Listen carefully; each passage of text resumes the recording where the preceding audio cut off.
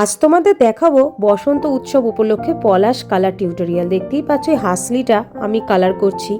কি কি colour use করেছি সেক্ষেত্রে তোমাদের বলে দিচ্ছি। Golden yellow colour, shade number 09।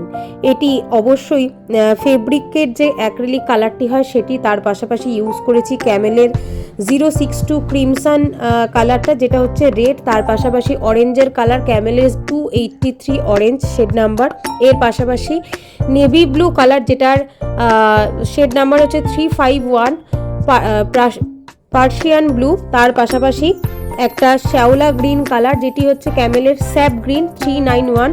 এবং তার পাশাপাশি আমি হাসুলিটি রং করেছি এখানে বার্ন শিয়ানা 031 ক্যামেলের এই কালারটি দিয়ে।